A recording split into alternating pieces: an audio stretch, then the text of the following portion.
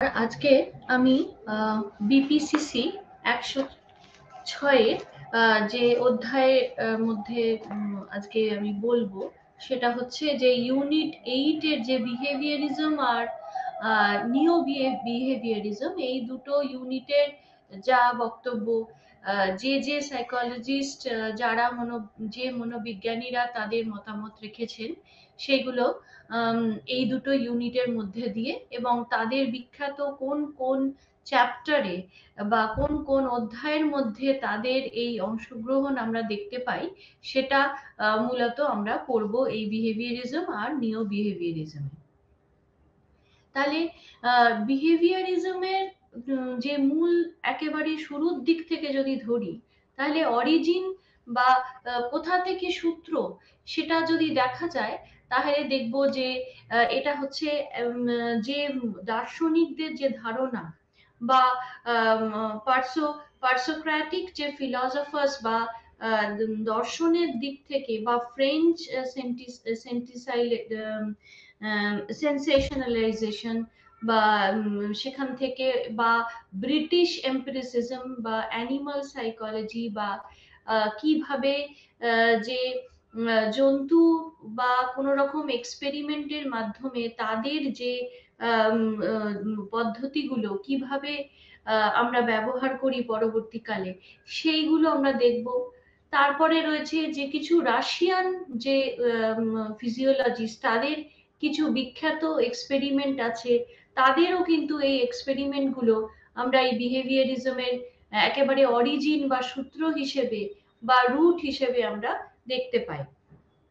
তাহলে একদম শুরুর দিক থেকে যদি বলি, তাহলে বলবো যে কিভাবে বা ইন্ট্রোডাকশনে বা একেবারে সংজ্ঞাতে বলা যেতে পারে যে আমরা কিভাবে কোনো কিছু শিখি বা লার্নিংটা হয় কিভাবে, এবং তার একটি ব্যবহারিক যে এক্সপিরিয়েন্স যেগুলো, সেগুলো আমরা কিভাবে গ্রহণ করি। যেমন ফেটিগ হতে পারে, যেমন ইনজুরি হতে পারে, যেমন কোনো ড্রাগের কোনো এফেক্ট হতে পারে, বা কোনো ওষুধের থেকেও হতে পারে।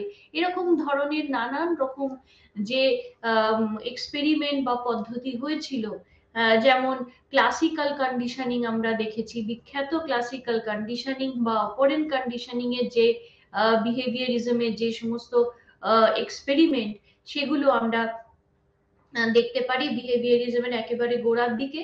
এবং ইউনাইটেড স্টেটস অফ আমেরিকাতে যখন 20th সেঞ্চুরিতে নানান রকম যে স্টাডি হয়েছিল, নানান রকম পরীক্ষার নিরীক্ষার পর যে ফলাফল হিসেবে আমরা যখন ব্যবহারকে সম্পূর্ণভাবে কি মাত্রায় আমাদের পড়াশোনা বা স্মৃতিশক্তিকে সাহায্য করছে, সেটাকে আমরা দেখেছি।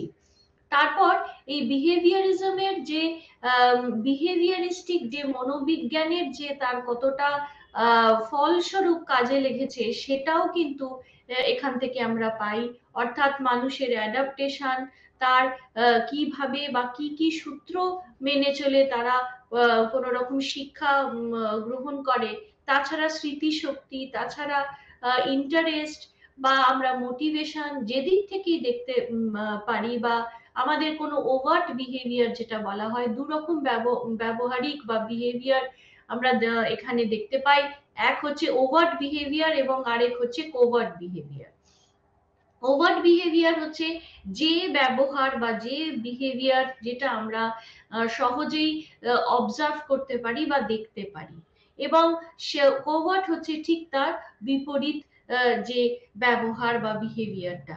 তাহলে এটাও কিন্তু আমরা বিহেভিয়ারিজমের একেবারে সূত্র হিসেবে আমরা দেখতে পাই বা ইন্ট্রোডাকশনে কিভাবে রয়েছে। এবং এখানে আমরা আরো দুটো খুব গুরুত্বপূর্ণ যে তথ্য পাই বা অ্যাজাম্পশন যেটা আমরা বিহেভিয়ারিজম থেকে পেয়ে থাকি, সেটা এক হচ্ছে পার্সিমনি এবং আরেক হচ্ছে অ্যাসোসিয়েশনিজম। এবং পার্সিমনিতে তাহলে কি বলা রয়েছে, সেখানে যে মূল যে প্রিন্সিপাল বা বেসিক প্রিন্সিপাল যেটাকে আমরা বলি, অর্থাৎ যেটার অন্তর্নিহিত যে প্রিন্সিপালটা, সেটা হচ্ছে যে পার্সিমনি, অর্থাৎ সেটা ইংলিশ ফিলসফারদের প্রপোজ করেছিলেন প্রথমে, এবং এই পার্সিমনি হচ্ছে সেই এক্সপ্লেনেশন বা সেইটারই যে একটা উদাহরণস্বরূপ তিনি বলেছেন যে ইন্ট্রোস্পেকশনের কথা তিনি এখানে তারা উল্লেখ করেছিলেন এই বিহেভিয়ারিজমে। এবং অ্যাসোসিয়েশনিজম আমরা আগেও পড়েছি, যেখানে অ্যারিস্টটল নানান রকম তার এক্সপেরিমেন্ট দিয়ে বুঝিয়েছেন কিভাবে আমরা লার্নিং প্রসেসের সঙ্গে অ্যাসোসিয়েশন করে আমরা কোনো কিছুকে মনে রাখি বা কোনো কিছুকে আমরা লার্নিং এর সাহায্যে পড়তে পারি।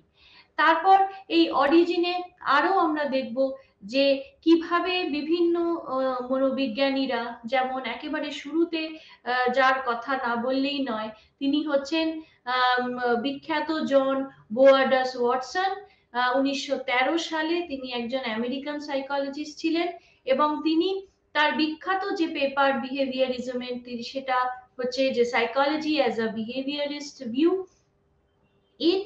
সেখানে তিনি তার যে মডার্ন যে যে আধুনিক যে পদ্ধতিগুলো যিনি আবিষ্কার করেছিলেন, এবং বিভিন্ন তার স্টাডির থেকে সেই জায়গাগুলো আমরা দেখতে পাই, এবং তার তথ্য স্বরূপ আমরা জানতে পারি যে স্টিমিউলাস আর রেসপন্স, এই উদ্দীপক এবং তার যে রেসপন্সটা হচ্ছে, এই দুটোই কিন্তু আসলে যে আমরা দুটোকেই অবজার্ভ করতে পারছি।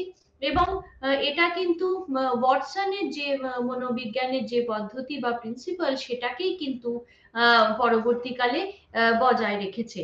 এবং ওয়াটসন নানান রকম ভাবে কনসাসনেসকেও বোঝাবার চেষ্টা করেছেন, যে কিভাবে বিভিন্ন পদ্ধতির সাহায্যে আমরা এই কনসাসনেসকে ব্যবহার করতে পারি। এবং আমরা যদি একেবারে ভাগ করে দেখি, তাহলে এই অরিজিন অফ বিহেভিয়ারিজমকে প্রথমে দ্য প্রি সক্রেটিক ফিলসফার্স এর, যেমন হিপোক্রেটস, যেমন তাদের যে বিভিন্ন ধ্যান ধারণা বা তাদের কিছু মেকানিক্যাল রিয়াকশন বা বায়োলজিক্যাল বা ফিজিক্যাল যে কারণ স্বরূপ বা কজেস গুলোকে আমরা একেবারে সূত্র হিসেবে দেখতে পারি। তাহলে এই এটা হচ্ছে প্রি সক্রেটিক যে দর্শনের যে সময়টা সময়কালীন, সেটা আমরা উল্লেখ করতে পারি। তারপরে আসছে যে ফ্রেঞ্চ সেন্সেশনালিজম, যেখানে অগাস্টি কমিট এর কথা বলতেই হয়। তিনি একজন ঐতিহাসিক, একজন হিস্ট্রি অফ অবজেক্টিভিজমের কথা তিনি উল্লেখ করেছেন, এবং তিনি বিভিন্ন জায়গায় তিনি সাজেস্ট করেছেন যে যে কোনো রকম অবজারভেশনের মাধ্যমে আমরা অনেক কিছুকে শিখি, এবং ইন্ট্রোস্পেকশনের কথা তিনি খুব গুরুত্ব দিয়েছেন, এবং বলেছেন কিভাবে আমাদের কনসাসনেসের কারণে এই ইন্ট্রোস্পেকশন আমরা ব্যবহার করে থাকি দৈনন্দিন জীবনে। তারপর আসছে ব্রিটিশ এম্পিরিসিজমের কথা বলি, বলতে পারি যে বিহেভিয়ারিজমে যখন ইন্টালেকচুয়াল যে জায়গা, অর্থাৎ এই যে মনের যে জ্ঞান বা বুদ্ধির যে জায়গাটা, সেটা কিন্তু এই ব্রিটিশ এম্পিরিসিজমের সাহায্যে, যেমন জন লকি, তার সাহায্যে আমরা প্রথম দেখতে পাই, এবং তিনি কিন্তু প্রপোজ করেছিলেন বা তার আইডিয়া হিসেবে আমরা এম্পিরিসিজমকে দেখতে পাই। তাছাড়া অ্যাসোসিয়েশনিজম, যেটা আমি একটু আগে বললাম, তাহলে ব্রিটিশ এম্পিরিসিজমে আমরা এই দুটো দেখতে পাই। তারপর আসছে অ্যানিমাল সাইকোলজি, এবং এই মানুষের সঙ্গে সঙ্গে যে বিভিন্ন পশুদের ওপরেও যে সমস্ত স্টাডি হয়েছিল, এবং সেটা প্রথমে বলতে গেলে আমরা ওয়াটসনের কথা বলতে পারি, এবং পরবর্তীকালে কনভি লয়েড মর্গানের কথা বলতে পারি, যেখানে তিনি অ্যানিমাল সাইকোলজিকে মূলত সেটাই তার কাজের মূল উৎস ছিল, এবং তিনি এই ল অফ পার্সিমনিকে তিনি কিভাবে কাজে লাগিয়েছেন তার এক্সপেরিমেন্টের মাধ্যমে, সেটাও আমরা দেখতে পাই। সেখানে অ্যানিকডোটাল কিছু টেকনিক তিনি ব্যবহার করেছেন, এবং সেই টেকনিকের সাহায্যে তিনি দেখিয়েছেন কিভাবে জন্তুর ওপরে আমরা এই অবজেক্টিভিটি টাকে সম্পূর্ণভাবে কাজের মাধ্যমে আমরা কিভাবে দেখতে পাই। পরবর্তীকালে আমি বলবো যে রাশিয়ান যে ফিজিওলজিস্ট, তাদের নাম বিখ্যাত, প্যাভলভের নাম আমরা সবাই জানি, যে ইভান পেট্রোভিচ প্যাভলভ, তিনি একজন বিখ্যাত রাশিয়ান ফিজিওলজিস্ট ছিলেন, এবং তার সময়কালীন হচ্ছে 1904, সেই সময় তিনি তিনি নোবেল প্রাইজ পেয়েছিলেন সেই সময় 1904 সালে, এবং তিনি গ্ল্যান্ডুলার বেসিস অফ ডাইজেশন, যে স্যালাইভা, তার উপরে তিনি তার রিসার্চ ওয়ার্ক কাজ করেছিলেন, এবং সেই একটি কুকুরের ওপর তার স্যালাইভেশন সিক্রিশনের ওপরে তিনি বিখ্যাত তার এক্সপেরিমেন্ট আমাদেরকে দেখিয়েছেন, এবং সেখানে তার সাইকিক স্যালাইভেশনের উল্লেখ করেছেন, যেটা খুবই গুরুত্বপূর্ণ। এই সাইকিক স্যালাইভেশনটা কিভাবে আসছে, অর্থাৎ খাদ্যের খাদ্য যখন সামনে তাকে দেওয়া হচ্ছে, তার স্যালাইভেশন অটোমেটিক্যালি এসে যাচ্ছে, এবং সেটা যদি খাদ্যটা যদি সরিয়ে দেওয়া হচ্ছে, তার আস্তে আস্তে সেই স্যালাইভেশন কিন্তু সিক্রিশন কমে আসছে। তাহলে এটাও একটা রিফ্লেক্সের ব্যাপার, এবং সেইখানে কিন্তু তার এই বিখ্যাত যে এক্সপেরিমেন্টের মাধ্যমে আমরা এটা জানতে পারি, এবং এটাকে বলা হচ্ছে ক্লাসিক্যাল কন্ডিশনিং, এবং এটা একটি বিখ্যাত শিক্ষা বা স্টাডি অফ লার্নিং হিসেবে আমরা দেখতে পাই, যেখানে রিফ্লেক্সের একটা গুরুত্বপূর্ণ জায়গা রয়েছে।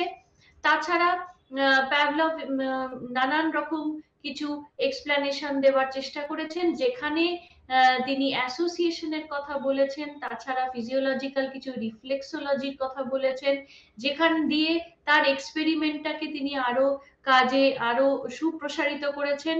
তারপর পরবর্তীকালে তিনি ডেভিড হিউম এবং জেমস মিলের সঙ্গেও কিন্তু তিনি তার কাজের আরো প্রসারিত করেছেন বিভিন্ন জায়গায়, এবং নার্ভাস সিস্টেমে বা কর্টেক্সের সাহায্যে কিভাবে সেটা কাজে লাগছে, সেটা কিন্তু তিনি তার বিখ্যাত কিছু এক্সপেরিমেন্ট বা স্টাডির মাধ্যমে তিনি দেখিয়েছেন। তারপর প্যাভলভ কিন্তু ওয়াটসনের এই আইডিয়া বা ক্লাসিক্যাল কন্ডিশনিং কিন্তু তার যে বিভিন্ন মডেল বা বিভিন্ন প্রিন্সিপালকে কিন্তু বরাবরই উল্লেখ করেছেন তার কাজের মধ্যে, এবং রিফ্লেক্সোলজি, যেটা আমি আগে বললাম অবজেক্টিভ অফ রিফ্লেক্সোলজি, সেটাও কিন্তু সেখানে প্রকাশ পেয়েছে। তারপর আসছেন এডওয়ার্ড লি থর্নডাইক। এই থর্নডাইকের নাম আমরা লার্নিং যখন চ্যাপ্টার পড়েছিলাম তখন থর্নডাইকের নাম আমরা পেয়েছি, বারে বারেই পেয়েছি, এবং ইনি হচ্ছেন একজন আমেরিকান রিসার্চার। তিনি সবাই খুবই মনে রাখে, কেননা এই বিখ্যাত কাজ হচ্ছে an experimental study of the associative processes in animals, এবং এই অ্যানিমালদের যেটা 1911 সালে পাবলিশ করা হয়েছিল, এবং সেখানে তার বিখ্যাত ল অফ এফেক্টের কথা বলা হয়েছে। এই ল অফ এফেক্ট হচ্ছে যে কিভাবে কাজের যে এফেক্ট স্বরূপ আমরা কি দেখতে পাই, বা কোনো কাজ আরো ভালো হয় যদি সেটাকে বারবার রিপিট করা হয়, তাহলে সেই কাজটা আমরা সম্পূর্ণভাবে সুন্দরভাবে করতে পারি। এটাও তিনি তার কাজের মাধ্যমে সেই ল অফ এফেক্টের মাধ্যমে আমাদের বুঝিয়েছেন। থর্নডাইকের ল অফ এফেক্ট কিন্তু আজও আমাদের শিক্ষার বিভিন্ন স্তরে কিভাবে কাজে লাগছে সেটা আমরা বারে বারেই দেখতে পাই। পরবর্তীকালে বিএফ স্কিনারের কথা বলা খুবই প্রয়োজন, কারণ তার এই অপারেন্ট কন্ডিশনিং এর যে বিখ্যাত লার্নিং এর যে থিওরি, সেখানেও তিনি এই অ্যানিমাল যে মনোবিজ্ঞানের যে দিকগুলো এবং জন্তুর উপর নানান রকম যে পদ্ধতি তারা অ্যাপ্লাই করেছেন, এবং তাতে যে কি ধরনের ল তারা দিয়েছেন, যেটা পরবর্তীকালে আমাদের শিক্ষার কাজে অত্যন্ত ভাবে লাগে। এই প্যাভলভ আর থর্নডাইক তারা কিন্তু আসলে এম্পিরিক্যাল কিছু ডকুমেন্টেশন দিয়েছেন, কিসের ওপর না, সেটা হচ্ছে যে আমি আগেও বললাম, এবং সেটা কিভাবে বিহেভিয়ারিজমরা কাজে লাগাচ্ছে বিভিন্ন শিক্ষার ক্ষেত্রে, সেটাকে কাজে লাগানো হচ্ছে। তারপরে আসছে ফাংশনালিজম। ফাংশনালিজমে খুব গুরুত্বপূর্ণ একটি নাম যেটা বলা অবশ্যই প্রয়োজন, তিনি হচ্ছেন জেমস ম্যাককিন ক্যাটেল। এবং তার এই বিহেভিয়ার আর অবজেক্টিভিটি এই দুইয়ের ওপর কাজ অত্যন্ত গুরুত্বপূর্ণ এবং সুপ্রসারিত। কেন না, তিনি কনসাসনেস আর ইন্ট্রোস্পেকশন এই দুটো টপিকের ওপরে তার এই কাজ, এবং সেটাই ছিল ফাংশনাল সাইকোলজির একেবারে উৎপত্তি। এবং তিনি কিন্তু আবার উন্ড এবং টিচনার, যেটা আমরা আগে পড়েছি, তাদের যে কনসাস এক্সপিরিয়েন্সের কথা এবং ওয়াটসনের কিছু সিনের কথাও তিনি প্রকাশ করেছেন বা উল্লেখ করেছেন তার কাজে। এবং এখানে ফাংশনাল সাইকোলজিস্টদের কিছু বিখ্যাত বা স্পেসিফিক কিছু জায়গা তারা উল্লেখ করেছেন, সেটা হচ্ছে অবজেক্টিভ সাইকোলজি, সেখানে কনসাসনেসের কথা বলা হয়েছে। তাছাড়া তাদের রাইটিংস বা লেকচারের মাধ্যমেও আমরা জানতে পারি যে কিভাবে ওয়াটসনিয়ান আইডিয়াকে তারা পরবর্তীকালে সুপ্রসারিত করেছেন বিভিন্ন মনোবিজ্ঞানের যে অংশে। তারপর ক্যাটেলের কথা বলবো, যেখানে 1904 সালে তিনি সেন্ট লুইস বা মিসৌরি, সেখানে তার বিখ্যাত যে স্টাডি হয়েছিল সেটা হচ্ছে স্টাডি অফ কনসাসনেস। সেখানে তিনি ইন্ট্রোস্পেকশনটাকে খুব বড় করে দেখিয়েছেন এবং ওয়াটসনের মতো তিনিও কিন্তু যে বিহেভিয়ারিজমের যে মূল কারণ হিসেবে ইন্ট্রোস্পেকশনকেই বড় করে তুলে ধরেছেন এবং রিইনফোর্স কথাটাকেও তিনি তুলে ধরেছেন। কিসের কারণে? না, ইন্টেলেকচুয়াল ক্লাইমেটের জায়গায় বোঝাতে গিয়ে তিনি এই যে লেকচারের মাধ্যমে ইউনাইটেড স্টেটসে তিনি এই কথাগুলি উল্লেখ করেছিলেন। তারপর এই 1904 সালে তিনি এক্সপ্রেস করেছিলেন কিভাবে যে তার বিভিন্ন পদ্ধতির সাহায্যে তিনি কনসাসনেসকে ভালোভাবে এক্সপ্লেন করেছিলেন। তাছাড়া ট্রান্সফরমেশন করেছিলেন যে মনোবিজ্ঞান, যে এটা একটা বিজ্ঞান এবং মনের বিভিন্ন স্তরের জায়গাগুলোকে তিনি সম্পূর্ণভাবে সুস্পষ্ট করে আমাদের সামনে তুলে ধরেছেন। এবং পরবর্তীকালে জন বি ওয়াটসন বা ওয়াটসনিয়ান বিহেভিয়ারিজম হিসেবেও সেটাকে আমরা চিনি। এবং তার এই বিখ্যাত যে সায়েন্স অফ বিহেভিয়ার যেটাকে বলা হয়, সেটা কিন্তু আমরা এই ওয়াটসনের কাছ থেকেই পেয়ে থাকি। এক্ষেত্রে তার কিছু টার্মিনোলজি বা কিছু সাবজেক্টিভ নেচারের কথা বলা উচিত, যেখানে বিহেভিয়ারিজমকে কিভাবে বোঝানো হয়েছে, তার কিছু এনভায়রনমেন্টের সঙ্গে তার যে রিলেশন বা তার সম্পর্ক, এই সম্পর্কের কথা তিনি বারে বারে তুলে ধরেছেন এবং বোঝাতে গিয়ে তিনি স্টিমিউলাস রেসপন্সের কথা, তার যে কমপ্লেক্সিটি, সেইগুলোকে তিনি বারে বারে উল্লেখ করেছেন এবং তার বিখ্যাত কিছু ল বা তত্ত্বর সাহায্যে আমাদের সেই বিহেভিয়ারের যে লজ অফ বিহেভিয়ার গুলিকে বুঝিয়েছেন। এরপর আসছে তার বিখ্যাত কিছু মেথোডোলজি, যার সাহায্যে আমরা বিহেভিয়ারিয়াল কিছু ডেভেলপমেন্টের কথা আমরা জানতে পারি এবং বিভিন্ন ফিজিক্সের কিছু অবজেক্টিভিটিও তিনি কিন্তু আমাদের তার কাজের মধ্যে দিয়ে আমাদেরকে তুলে ধরেছেন। পরবর্তীকালে তিনি টাইপস অফ বিহেভিয়ার হিসেবে আমাদেরকে কতগুলো চারটে ভাগ হিসেবে আমাদের দেখিয়েছেন। এক হচ্ছে যে এক্সপ্লিসিট, দ্বিতীয় হচ্ছে যে ইমপ্লিসিট, এবং তৃতীয় হচ্ছে এক্সপ্লিসিট বা আনলার্ন বিহেভিয়ার, আর চতুর্থ হচ্ছে ইমপ্লিসিট বা unlearn behaviour. Sorry, excuse me. So explicit বা ওভার্ট যে বিহেভিয়ারের কথা আমি বললাম, অর্থাৎ যে ব্যবহারের দ্বারা আমরা কিছু শিখছি, যেমন কথা বলা, টকিং, বা রাইটিং বা লেখা, বা কোনো রকম খেলা ইত্যাদি, সেইটাকে বলা হচ্ছে এক্সপ্লিসিট বা ওভার্ট। ইমপ্লিসিট অর্থাৎ কোনো কিছু কারণে যে আমাদের ব্যবহারিক যে পরিবর্তন, যেমন হার্ট রেট বেড়ে যাওয়া বা ইত্যাদি, এই ধরনের কাজ যেমন ইমপ্লিসিট কোভার্ট ব্যবহার বিহেভিয়ারের কথা বলা উচিত।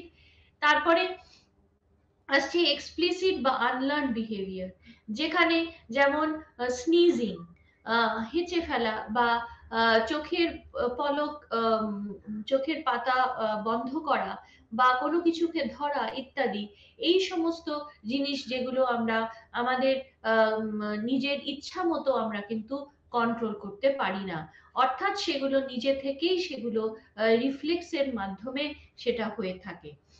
তারপর আসছে যে ইমপ্লিসিট বা আনলার্ন বিহেভিয়ার, যেখানে আমাদের কিছু গ্ল্যান্ডিউলার সিক্রিশন হচ্ছে এবং সেই সিক্রিশন গুলো কিন্তু আমরা সার্কুলেটরি কিছু চেঞ্জেস হচ্ছে, ব্লাড ফ্লো বাড়ছে, তাতেও কিন্তু আমাদের কিছু বিহেভিয়ারিয়াল বা ব্যবহারিক পরিবর্তন দেখা যাচ্ছে। তারপর ওয়াটসনের বিভিন্ন তত্ত্বের মধ্যে আমরা দেখতে পারি যে কি কি ব্যবহারিক পরিবর্তন। এক হচ্ছে যে অবজারভেশনের মাধ্যমে তার এক্সপেরিমেন্টে তিনি দেখিয়েছেন কিভাবে যদি আমরা এনভায়রনমেন্টকে কন্ট্রোল করি, তাহলে কিন্তু আমরা অবজারভেশনের সাহায্যে দেখতে পাই কি ধরনের ব্যবহারিক পরিবর্তন হচ্ছে। তাছাড়া দ্য কন্টিনিউড রিফ্লেক্স মেথড হিসেবে প্যাভলভের বিখ্যাত এক্সপেরিমেন্টের কথা এখানে বলা চলে। তাছাড়া টেস্টিং এর যে কারণ স্বরূপ বা মেজারমেন্ট হিসেবে টেস্ট কিভাবে মাপা যায় বা ক্যাপাসিটি বা পার্সোনালিটি কিভাবে মাপা যায় বা মাপার প্রয়োজন বা কি পদ্ধতি, সেগুলোও কিন্তু আমরা ওয়াটসনের এই কাজের মাধ্যমে দেখতে পাই। এবং সর্বশেষে বলবো যে ভার্বাল রিপোর্টস যেগুলো, অর্থাৎ এটিও কিন্তু একটি ওভার্ট বিহেভিয়ারের একটি ফলস্বরূপ আমরা জানতে পারি। তাছাড়া ইনস্টিংক্ট আছে। ইনস্টিংক্ট হচ্ছে ওয়াটসনের একটি বিখ্যাত জায়গা, যেখানে তিনি বলেছেন যে কিভাবে এই ইনস্টিংক্টের সাহায্যে, এটাও বলে রাখি যে 1914 সালে তিনি এই রোল অফ ইনস্টিংক্টস হিসেবে তিনি অ্যাকসেপ্ট করেছিলেন বিহেভিয়ারকে, এবং পরবর্তীকালে 1919 সালে কিন্তু তিনি মোটামুটি ইনফ্যান্টদের বা ছোট শিশুদেরও যে ইনস্টিংক্ট সম্বন্ধে তাদের নিজের ব্যক্তিত্ব একেবারে ভিতরের যে কিছু জায়গা রয়েছে সেগুলো কিন্তু হ্যাবিট বা ফরমেশনে কিন্তু কাজ লাগে, অর্থাৎ তার অভ্যাসের দিকে সে কিন্তু তার নিজস্ব কিছু ইনস্টিংক্টের কাজে ব্যবহার স্বরূপ কাজে লাগায়। কিন্তু পরবর্তীকালে 1925 সালে কিন্তু তিনি তার এই চিন্তাধারা, এই যে ইনস্টিংক্ট মানুষের যে বিভিন্ন চেঞ্জ হচ্ছে ব্যবহারের দিক থেকে, সেগুলো কিন্তু তিনি সম্পূর্ণ ভিত্তিহীন বলে প্রকাশ করেন। কেন না, এই যে হাঁচি বা স্নিজিং বা কান্না বা এলিমিনেটিং বা ক্রলিং বা যে কোনো ধরনের সাকিং হতে পারে, অথবা নিঃশ্বাস প্রশ্বাস ব্রিদিং, এই সমস্ত কিন্তু আমাদের ইনস্টিংক্ট বা বিহেভিয়ার প্যাটার্নকে কিছু চেঞ্জ করছে না, অর্থাৎ এগুলো আমাদের ভিতরেই রয়েছে, ইনেট রয়েছে। তারপর তিনি নানান রকম তার টেম্পারামেন্ট, যে ট্যালেন্ট হিসেবে বা ক্যাপাসিটি, আমাদের প্রত্যেক মানুষের যে নিজস্ব ক্যাপাসিটি, সেটা তিনি তার কাজের মাধ্যমে বুঝিয়েছেন। এবং একেবারে শিশুরা তাদের যে যোগ্যতা বা এবিলিটি, সেখানে যদি সে অ্যাথলেট হতে হয় বা যদি কোনো মিউজিশিয়ান হয় বা কোনো সুরকার হয়, সেখানে তার এনকারেজমেন্টের খুব প্রয়োজন, বা তার পেরেন্ট বা তার, এবং এই নার্চারিং হচ্ছে পেরেন্টাল নার্চারিং বা বিভিন্ন ইমপ্লিসিট যে ট্রেনিং এর কথাও তিনি বারে বারে উল্লেখ করেছেন। তাছাড়া আছে ইমোশন। ইমোশন হচ্ছে আবেগ, যেখানে আমরা ইন্ট্রোস্পেকশনের কথা দেখতে পাচ্ছি। তিনি বিভিন্ন কাজের মাধ্যমে এই ইন্ট্রোস্পেকশনকে তার বিভিন্ন এক্সপেরিমেন্টের মাধ্যমে আমাদের বুঝিয়েছেন, যেখানে তিনি বলেছেন যে ইমোশন হচ্ছে আমাদের অবজারভেবল রেসপন্স। আমরা দেখতে পাচ্ছি যে তার মনে কষ্ট হয়েছে তাই সে কাঁদছে, সে খুশি তাই সে হাসছে, ইত্যাদি নানান রকম অবজারভেবল যে চেঞ্জ গুলো, তার ব্যবহারিক যে পরিবর্তনগুলো, সেগুলো আমরা অবজারভেশনের মাধ্যমে দেখতে পাচ্ছি। তারপর তিনি ইমোশনকে আরো সুপ্রসারিত কিছু ইমপ্লিসিট বিহেভিয়ার হিসেবে উল্লেখ করেন, এবং তার সাহায্যে ব্যবহারে সেগুলোকে সম্পূর্ণ ভিন্ন ভিন্ন ভাবে, আলাদাভাবে বুঝিয়েছেন। তাছাড়া থট প্রসেস, তারও গুরুত্ব দিয়েছেন। এই থট প্রসেস হচ্ছে যে আমাদের চিন্তার জায়গা, যে প্রসেসের মাধ্যমে আমাদের একটা, তিনি কনভেনশনাল একটা ভিউ দিয়েছেন বা আইডিয়া দিয়েছেন, যেখানে থট প্রসেস আমরা বিভিন্ন জায়গায় কাজে লাগাচ্ছি। অর্থাৎ যেটা আমাদের স্টিমিউলেট করছে বা উদ্দীপক হিসেবে কাজে লাগাচ্ছে কিসের, না আমাদের নিউরাল ইম্পালসের। এবং আমরা কোনো কাজ করতে উদ্যম বা আগ্রহ আরো পাচ্ছি। আমাদের মাসলস বা গ্ল্যান্ডের যে সিক্রিশন, সেগুলোর যে কারণ স্বরূপ হিসেবে যে আমাদের পরিবর্তন, যে চিন্তা শক্তির যে পরিবর্তন সেগুলো ঘটছে। এবং অবশ্যই তার মোটর বিহেভিয়ার, আমাদের চলা ফেরা সমস্ত কিছু কিন্তু এই চিন্তা শক্তিকে কিন্তু করে তুলছে বা পরিবর্তন করাচ্ছে। আমাদের কথা বলা, আমাদের চলা ফেরা, কোনো রকম পড়াশোনা ইত্যাদি সমস্ত কিন্তু এই থট প্রসেসে বিভিন্ন পদ্ধতির সাহায্যে, এবং যেটা কিন্তু অবশ্যই অবজারভেশন দিয়েই সেটাকে জানা যাচ্ছে। এরপর তিনি শিক্ষার কথা বলতে গিয়ে বলেছেন তার যে অ্যানিমাল রিসার্চ বিভিন্ন তিনি দেখিয়েছেন, বা ওয়াটসন যে থর্নডাইকের কিছু ল অফ এফেক্টের কাজে তিনি লাগিয়েছেন, তার যে রুডিমেন্টাল যে মেন্টালিস্টিক যে অ্যাপ্রোচ, সেটা কিন্তু তিনি আবার কাজে লাগিয়েছেন তার স্টাডির মাধ্যমে।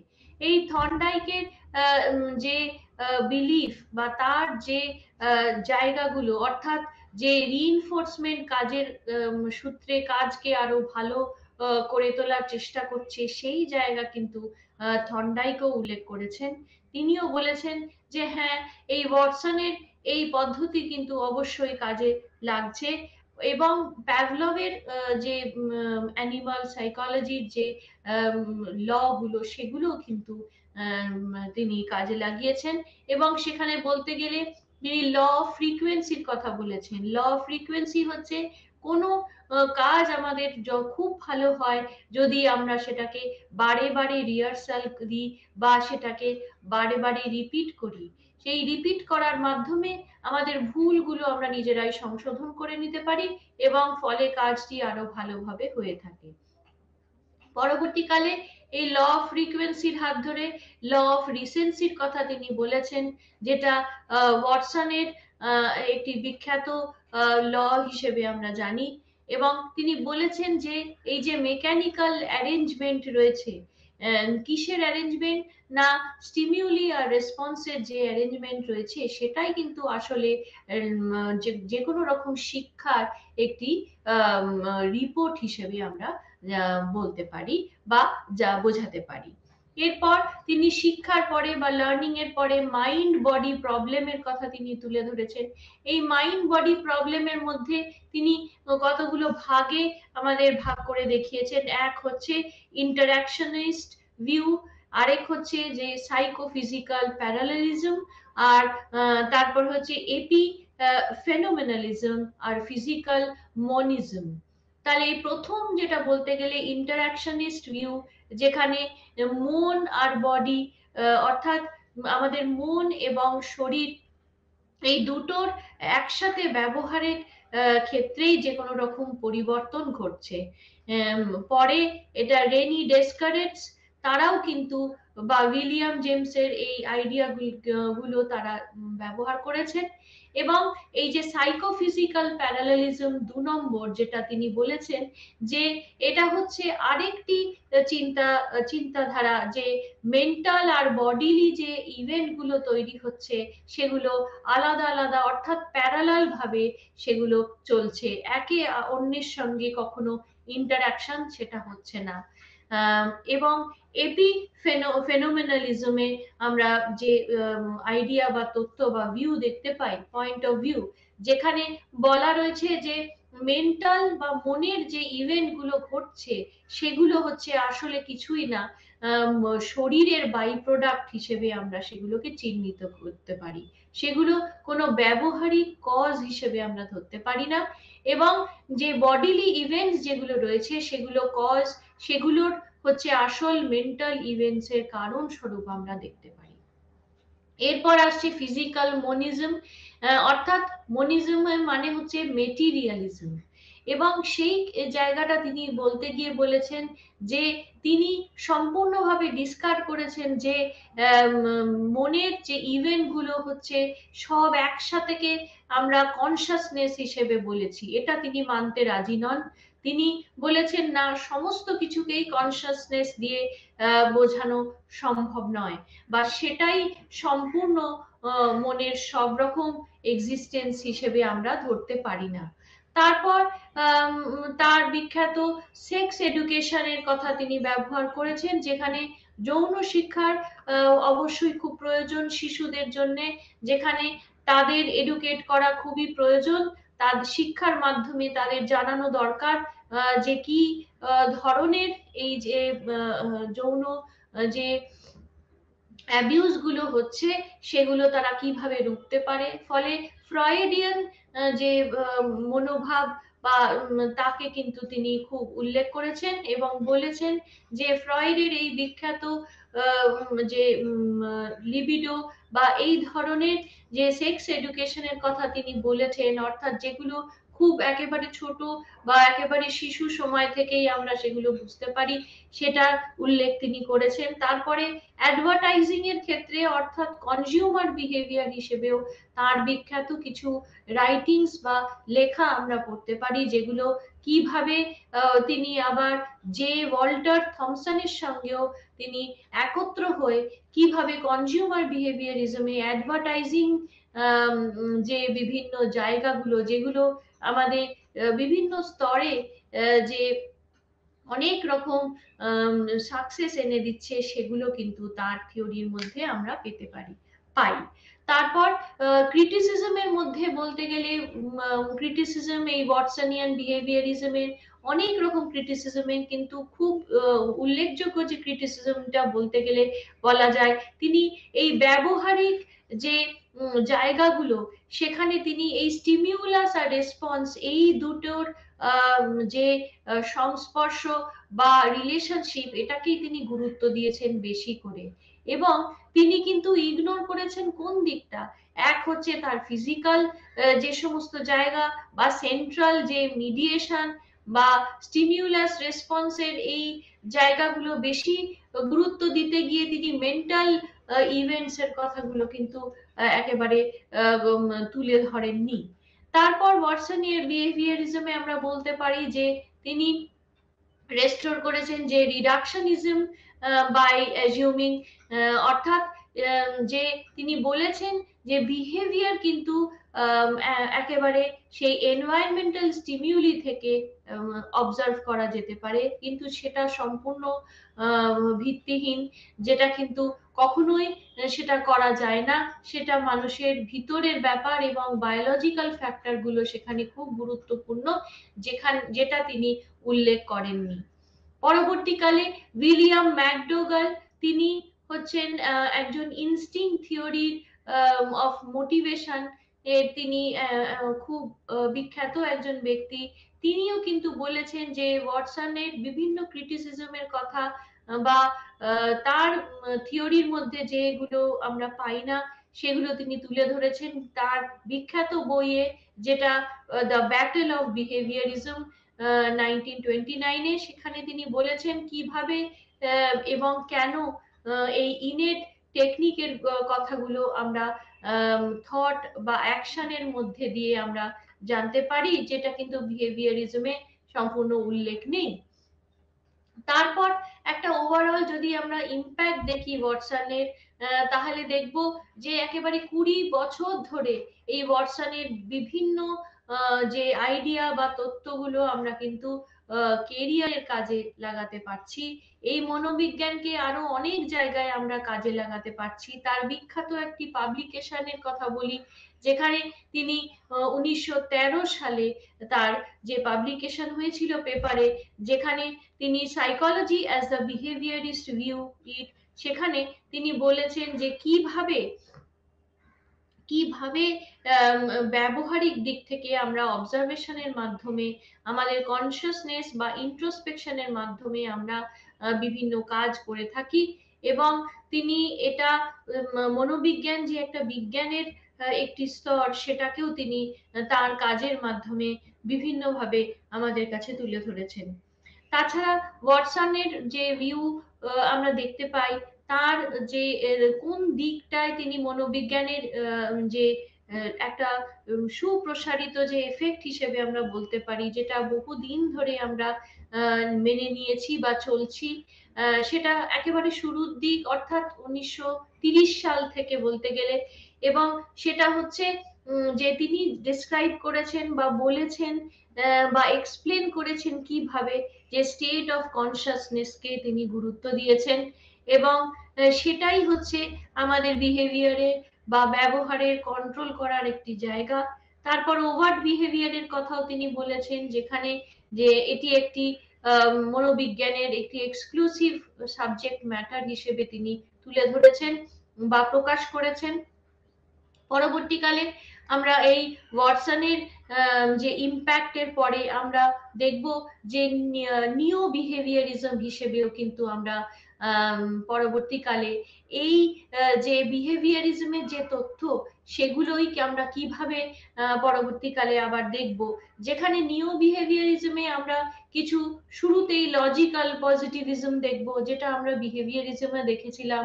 অপারেশনিজম দেখব, কন্ট্রিবিউশন দেখব, কিসের না নিও বিহেভিয়ারিস্টরা কিভাবে, যেমন গাথরির কথা বলতে হয়, যেমন ক্লার্ক হালের কথা, এডওয়ার্ড টলম্যান, তাছাড়া ফেডরিক স্কিনারের কথা বলতে হয়।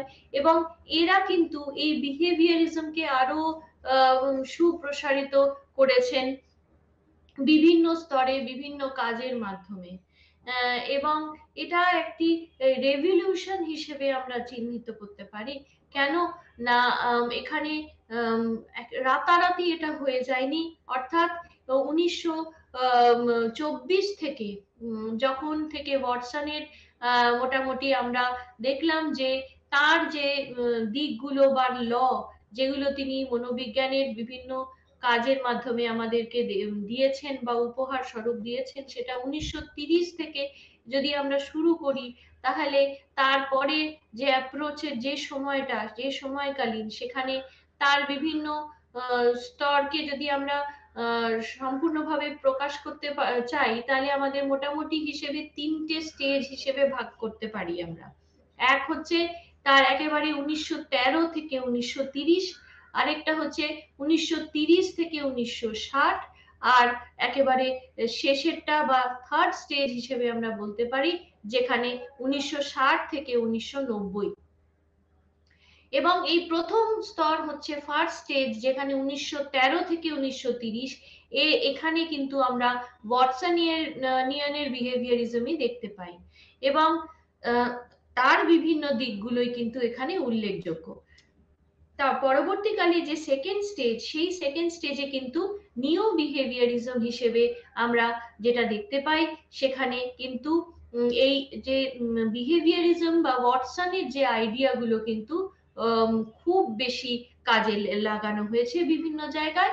এবং থার্ড স্টেজে দেখতে পাই যে সেটা, সেই থার্ড স্টেজটাকে আবার সোশিও বিহেভিয়ারিজমও বলা হয়।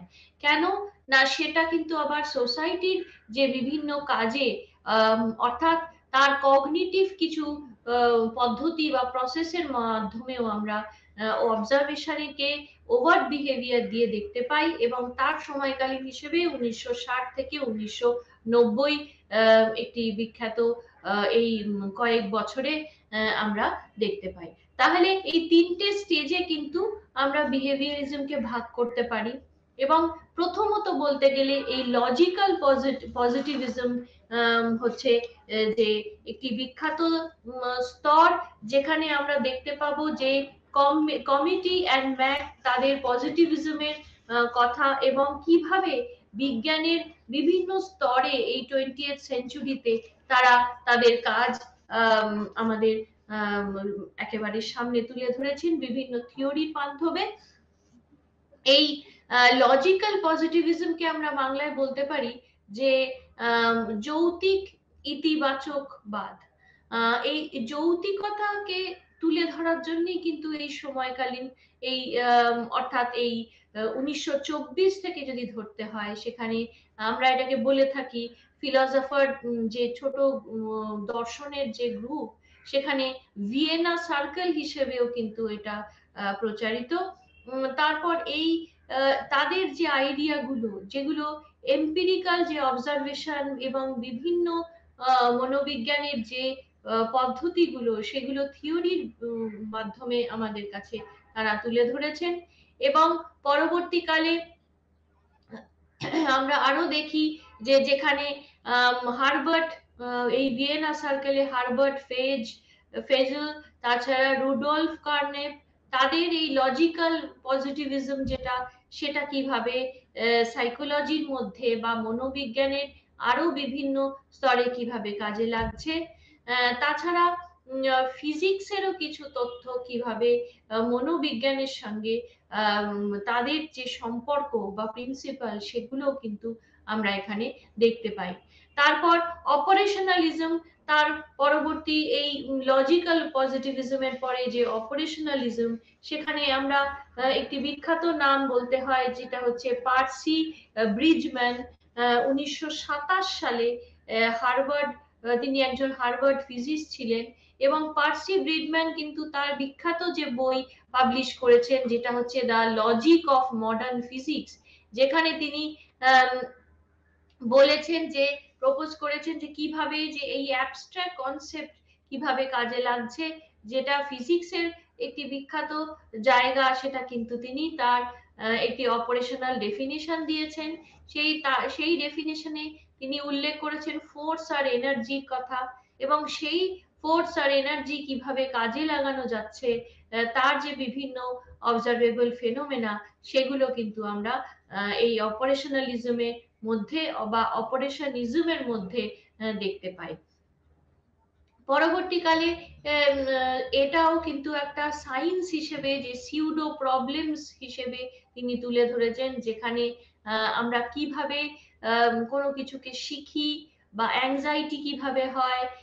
কনভার্ট যে থিওরিটিক্যাল টার্মস তিনি ব্যবহার করেছেন, অর্থাৎ ড্রাইভ, ইচ্ছা, লার্নিং অর্থাৎ শিক্ষা, ইন্টেলিজেন্স বুদ্ধি, এই সমস্ত কিছু কিন্তু তিনি তার অপারেশনাল ডেফিনিশনের মাধ্যমে তিনি আমাদের মেটাফিজিক্যাল কোনোটেশন দিয়ে বুঝিয়েছেন।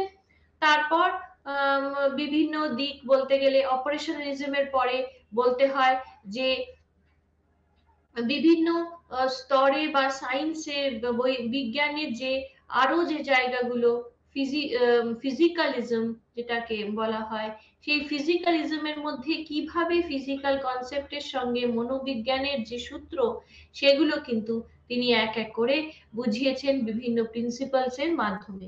তারপরে বিহেভিয়ারিয়াল যে সাইকোলজিস্ট রয়েছেন, যেমন ব্রিজম্যান, তারাও কিন্তু এই কাজে আবার সাহায্য করেন, এবং তাদেরও এক্সপেরিমেন্টাল কিছু টেস্টের মাধ্যমে এই কাজকে আরো সুপ্রসারিত করা হয়। তারপর একটি নাম উল্লেখযোগ্য, সেটা হচ্ছে উইলেম বুন্ড। তার যে কিছু স্টাডি, তার যে প্রিন্সিপালস গুলো, সেগুলো কিন্তু আমরা এখানে দেখতে পাই। এবং এর সময়কালীন হিসেবে যদি ধরতে হয়, তাহলে 1920 থেকে 1930, এই 10 বছর ধরে বিভিন্ন নিউ বিহেভিয়ারিস্টের যে কাজ হয়েছিল, সেগুলো কিন্তু এই মনোবিজ্ঞানের অ্যাপ্রোচে কিন্তু বেশি কাজ হয়েছিল। তারপর যে তাহলে আমরা দেখব এই নিও বিহেভিয়ারিজমের কি কি কন্ট্রিবিউশন আমরা দেখতে পাই। এক হচ্ছে, এটা হচ্ছে একটি কোর অফ সাইকোলজি, অর্থাৎ এটা হচ্ছে আসল যে তত্ত্ব হিসেবে আমরা চিহ্নিত করতে পারি, এবং এটা এর কারণেই আমাদের শিক্ষা হয়ে থাকে। এবং শিক্ষা সম্ভব যদি এই এই যে আমরা প্রাইমারি যে মেকানিজম করতে পারি অর্গানিজমের সঙ্গে, কিভাবে আমরা এনভায়রনমেন্টের সঙ্গে নিজস্ব যে মনের যে আইডিয়া, বা এটাকে যদি আমরা মেলাতে পারি, তাহলেই কিন্তু আমরা কোনো কিছুকে শিক্ষা বা শিখতে পারবো। তারপর আরেকটি দিক হচ্ছে যে বিহেভিয়ার হচ্ছে একটা কমপ্লেক্স জায়গা, যেখানে সমস্ত কিছু ল অফ কন্ডিশনিং আছে, কিভাবে সেটা অ্যাকাউন্ট করা হচ্ছে, এই সমস্তগুলো কিন্তু নিও বিহেভিয়ারিজমের আরেকটি তথ্য। তারপর এই থিওরির মধ্যে আমরা কিছু লজিক্যাল এভিডেন্স পাই। কিসের? না লজিক্যাল পজিটিভিজমের, যেটা আমি আগে বললাম। সেই জায়গাগুলো কিন্তু উল্লেখ করেছেন এনারা। তারপর সাইকোলজি আরেকটি দিক হচ্ছে প্রিন্সিপাল অফ অপারেশনালিজমের কথা তিনি বলেছেন বা এনারা বলেছেন, যেটাও কিন্তু আমরা শিক্ষা এবং বিভিন্ন জায়গায় সেটাকে সুপ্রসারিত করে থাকি। তারপর নন হিউম্যান অ্যানিমালস, অর্থাৎ যে জন্তুর ওপরেও কিন্তু বিভিন্ন রকমের যে রিসার্চ ওয়ার্ক হয়েছিল, এবং সেক্ষেত্রে যে তাদের সঙ্গে যে মানুষের যে সম্পর্ক বা কম্পেয়ার যদি করা হয়, তাহলে কিভাবে সেটা সম্ভব, কোন জিনিসটা কন্ট্রোল করলে আমরা সেটাকে শিক্ষাকে বাড়াতে বা কমাতে পারবো, সেগুলো তিনি তুলে ধরেছিলেন এনারা। তারপর পারসেপচুয়াল দিকটা বা কি পদ্ধতিতে আমরা কোনো শিক্ষাকে আরো সুপ্রসারিত করতে পারি, সেই কারণ স্বরূপগুলো কিন্তু এই নিও বিহেভিয়ারিজমের কাছ থেকেই আমাদের শেখা। তাহলে নিও বিহেভিয়ারিজমের অনেক রকম কাজ হয়েছে, যেগুলো যেখানে বলতে গেলে আমরা বললাম এডভিড গাথ্রির কথা, তারপর বিভিন্ন এনারাই মোটামুটি উল্লেখযোগ্য নিও বিহেভিয়ারিস্ট হিসেবে ধরা হয়। তাহলে এডউইন গাথ্রি, এনার সময়কালীন হিসেবে 1886 থেকে মোটামুটি 1959 এই সময়সীমা। তিনি কন্টিগুইটি থিওরির অ্যাপ্রোচ করেছিলেন।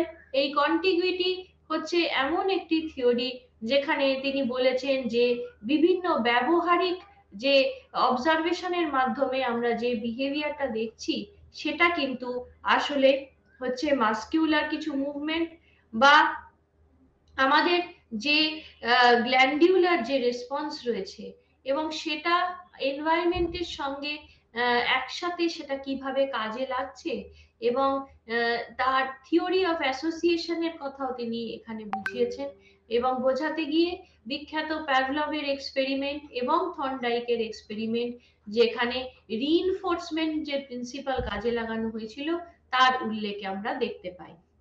তাছাড়া গাথ্রির আরো একটি প্রিন্সিপালের কথা জানতে পারি, যেখানে আমরা বলতে পারি ফাউন্ডেশন অফ লার্নিং কিভাবে সম্ভব, সেটা কিন্তু তার বিখ্যাত অ্যাসোসিয়েশনিস্ট থিওরি থেকে আমরা পাই। তারপর তার স্কিল বিহেভিয়ারের যে তথ্য, সেখানেও আমরা দেখতে পাই কিভাবে মাস্কিউলার মুভমেন্ট বা সেগুলোকে বাড়ানো বা কমানো সম্ভব হচ্ছে, এবং তার পিছনে কি ধরনের প্রিন্সিপালস রয়েছে, সেটা হচ্ছে প্রিন্সিপালস অফ কন্টিগুইটি, যেটা হচ্ছে কিছুই না, একটা কম্বিনেশন। কিসের কম্বিনেশন?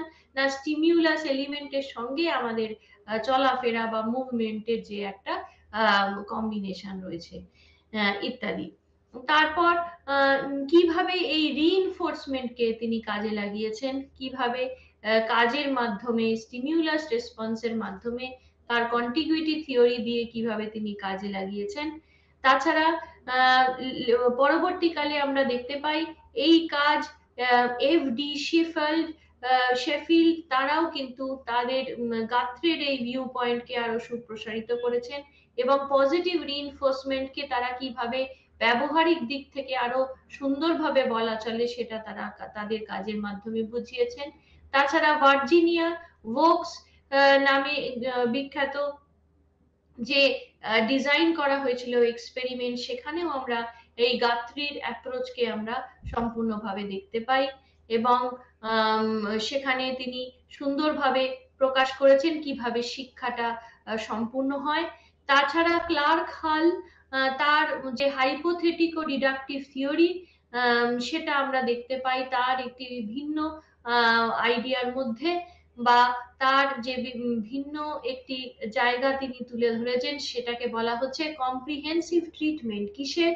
না কোনো রকম মানসিক যদি অসুবিধেজনক কোনো পরিস্থিতিতে কিভাবে সেই ট্রিটমেন্টের সাহায্যে তাকে ভালোভাবে চিকিৎসা করা প্রয়োজন, সেটা এই হালের থিওরিতে আমরা দেখতে পাই।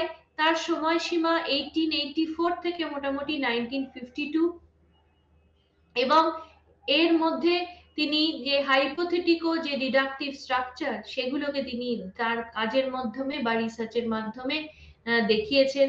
তার যে প্রিন্সিপাল গুলো ব্যবহারের দিক থেকে কিভাবে কোনো কাজকে আরো সুপ্রসারিত করছে বা সাকসেস আনছে, সেটাকে তিনি আরো তার কাজের মাধ্যমে আমাদেরকে তুলে ধরেছেন।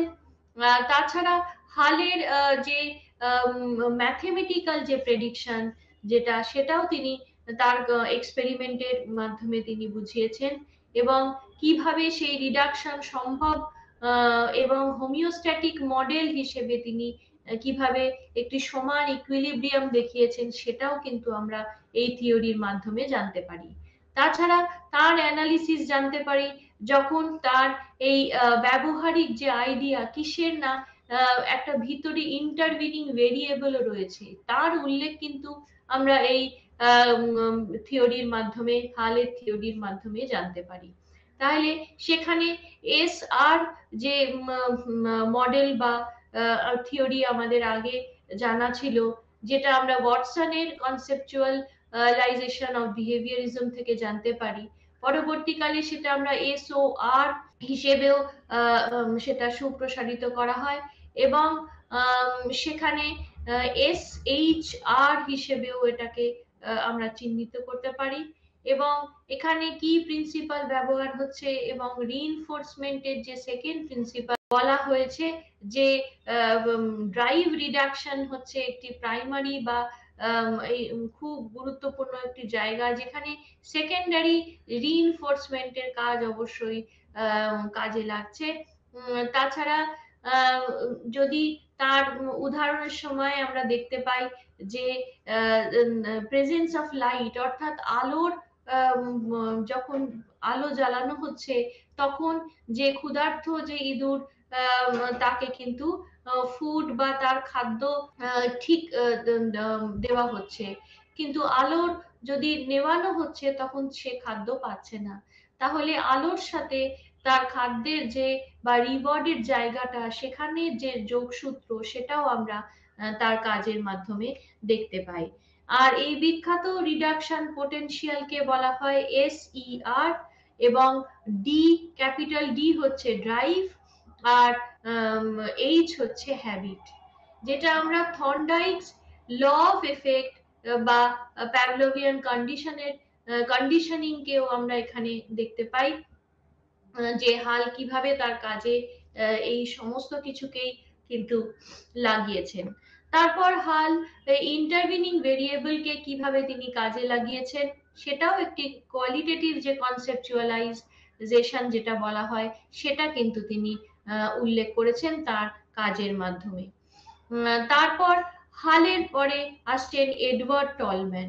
এডওয়ার্ড টলম্যান হচ্ছেন একজন বিখ্যাত কগনিটিভ বিহেভিয়ারিজম হিসেবে আমরা তাকে চিনি, এবং এই গাত্রে বা হালের পরে টলম্যান কিন্তু এমন একজন ব্যক্তি, তিনি আসলে বিহেভিয়ারের কথা বলতে গিয়ে বলেন যে মোলার, অর্থাৎ যে মলিকিউলার যে মেজর ওয়ার্ক, অর্থাৎ তিনি বলেন যে কাজের মাধ্যমেই এটা বেশিভাবে ব্যবহৃত হয়েছে, এবং purposive behaviour in animal and men, এটা তার একটি পাবলিশ করা হয়েছিল একটি বিখ্যাত কাজ, যেটা 1932-তে পাবলিশ হয়েছিল।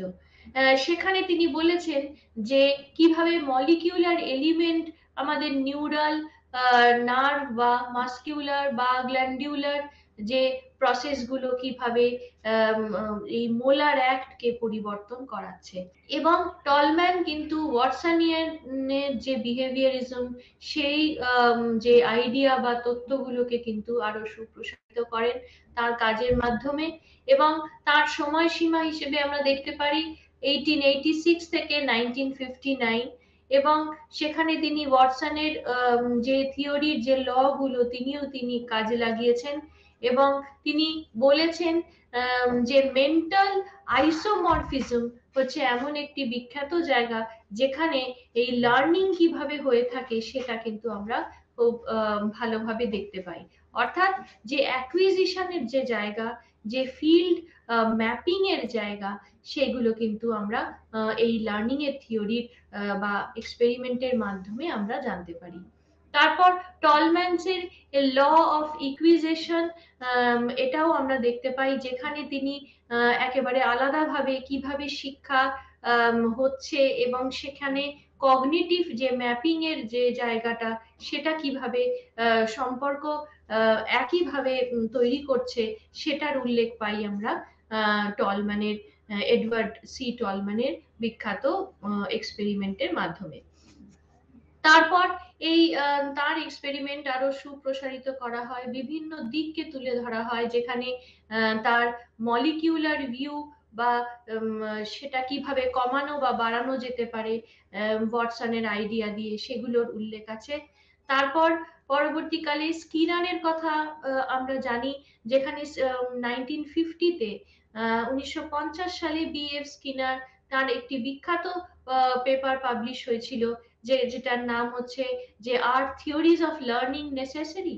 এর মাধ্যমে তিনি বিখ্যাত কিছু তথ্য আমাদের দিয়েছেন, যেটা আমাদের শিক্ষার কাজে বা কারিকুলাম সেটিং এর কাজে আমাদের খুবই কাজে লাগে, এবং সেখানে কিছু বিহেভিয়ারাল সায়েন্সের কথাও তিনি উল্লেখ করেছেন। এবং তার এই ডেটার মাধ্যমে আমরা জেনারেলাইজেশন বা ডেসক্রিপটিভ যে জেনারেলাইজেশন জানতে পারি লার্নিং এর, এবং তার প্রধান অ্যাপ্রোচ হচ্ছে যেটা পজিটিভিস্টিক অ্যাপ্রোচ হিসেবে আমরা চিনি। তাছাড়া যে মেথোডোলজিক্যাল যে এমফেসিস রয়েছে স্কিনারের, সেটাও কিন্তু খুব সুপ্রসারিত। তিনি তার বিখ্যাত এক্সপেরিমেন্টের মাধ্যমে বা স্টাডির মাধ্যমে তিনি দেখিয়েছেন যে ব্যবহার হচ্ছে আমাদের যে পারিপার্শ্বিক এনভায়রনমেন্টের অনেক রকম জিনিস কিন্তু আমাদের ব্যবহারকে পরিবর্তন করায়। তারপর BF স্কিনারের তাহলে সময়সীমা হিসেবে আমরা 1904 থেকে 1990 এর মধ্যে আমরা বিভিন্ন স্কিনারের তথ্য বা প্রিন্সিপালস আমরা পেয়ে থাকি, যেটা পরবর্তীকালে আমাদের ট্রিটমেন্ট বা শিক্ষার ক্ষেত্রে বা কারিকুলাম সেটিং এর ক্ষেত্রে কাজে লাগে। তার এই স্টাডির নাম হচ্ছে অপারেন্ট বিহেভিয়ার, এবং সেটা কিন্তু আমরা প্যাভলভের যে বিখ্যাত এক্সপেরিমেন্ট, সেটা কিন্তু তার বিভিন্ন প্রিন্সিপাল কিন্তু স্কিনারও কাজে লাগিয়েছেন তার এই এক্সপেরিমেন্টের মাধ্যমে, যেটা রিইনফোর্সমেন্টকে আরো গুরুত্ব দিয়েছে, এবং রিইনফোর্সমেন্টের কিছু জায়গা তিনি উল্লেখ করেছেন, অর্থাৎ জেনারেলাইজেশন, ডিসক্রিমিনেশন অর্থাৎ আলাদা করে বোঝানো, অর্থাৎ তার কাজের মাধ্যমে বা স্টাডিতে তিনি আলাদা করে এই রিইনফোর্সমেন্টকে কন্টিনজেন্সি একটা ফ্রেম দিয়ে আমাদেরকে বুঝিয়েছেন, যেটা বিভিন্ন ভাবে যে অ্যানিমাল সাইকোলজিকে কিভাবে আমরা কাজে লাগাচ্ছি সেটা দেখতে পাই আমরা স্কিনারের এই বিখ্যাত এক্সপেরিমেন্টে। যদিও স্কিনারের এক্সপেরিমেন্টের অনেক ক্রিটিসিজমও আমরা দেখতে পাই, যেখানে বলা হয়েছে যে এটা খুবই মেকানিক্যাল এক্সপেরিমেন্ট, যেখানে সম্পূর্ণভাবে মনের স্তরগুলো বোঝা সম্ভব নয়, এবং রিইনফোর্সমেন্টের মাধ্যমে কিন্তু আমরা যে সম্পূর্ণভাবে শিক্ষাটা গ্রহণ করছি এটাও কিন্তু ঠিক নয়। তাহলে পরবর্তীকালে আবার তার ক্রিটিসিজম হিসেবেও নানান রকম স্টাডি হয়, যেখানে আমরা বিহেভিয়ারিজমের আরো কিছু দিককে উঠে আসতে দেখি। যেমন বিহেভিয়ারিজমের যে নির্দিষ্ট যে ইনফ্লুয়েন্সিয়াল যে জায়গা, যেখানে আমরা বলতে পারি যে কগনিটিভ বিহেভিয়ারিজম, অর্থাৎ টলম্যানের এই বিখ্যাত কগনিটিভ বিহেভিয়ারিজমে যে কি কারণে আমাদের ব্যবহারিক পরিবর্তন, সেটা তিনি খুব সুন্দরভাবে আমাদেরকে বুঝিয়েছেন বিভিন্ন এক্সপেরিমেন্টের মাধ্যমে। তাছাড়া হাল তার বিখ্যাত যে ম্যাথমেটিক্যাল বা অঙ্কের যে ইকুয়েশন দিয়ে আমাদের মনের স্তরগুলোকে আলাদা আলাদা ভাবে মডেল হিসেবে আমাদের বুঝিয়েছেন, যেটা কিন্তু অবশ্যই খুবই গ্রহণযোগ্য। তারপর স্কিনারের কথা বলতে গেলে আমাদের বলতে হয় যে তিনি APA বা আমেরিকান সাইকোলজিক্যাল অ্যাসোসিয়েশনের সঙ্গে পরবর্তীকালে তার অ্যাসোসিয়েশন বা রিলেশনশিপ হিসেবে আমরা অনেক এক্সপেরিমেন্ট আরো এরপরে দেখতে পাই, তার একটি বিখ্যাত জার্নাল পাবলিশ হয়েছিল এই এপিএ তে। সেই জার্নালে তিনি তার যে এই এক্সপেরিমেন্টের যে বিভিন্ন দিক বা প্রিন্সিপাল সেগুলো তিনি খুব সুন্দরভাবে বুঝিয়েছেন।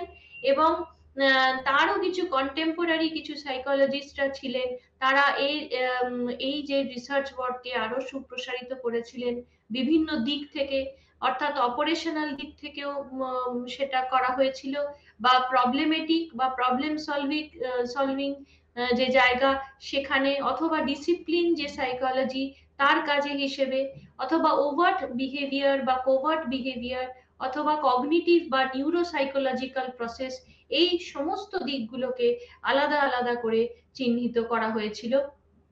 তাহলে আমরা বিহেভিয়ারিজম বা নিও বিহেভিয়ারিজমে একেবারে শুরু থেকে যে স্তরগুলো বা তিনটে স্টেজে যেটা দেখতে পাই, এক হচ্ছে ওয়াটসনিয়ান বিহেভিয়ারিজম, যেটা 1913 থেকে 1930, তারপর নিও বিহেভিয়ারিজম 1930 থেকে 60, তারপর নিও বিহেভিয়ারিজম পরবর্তীকালে নিও বিহেভিয়ারিজম পরবর্তীকালে 1960 থেকে 90 একটি সু অনেক সুপ্রসারিত বিভিন্ন দিক আমাদেরকে মনোবিজ্ঞানের দান করেছেন। তাহলে আজকে এই পর্যন্তই রইল। পরবর্তী দিন আমি এরপর থেকে যে দুটো ইউনিট পড়াবো। নমস্কার।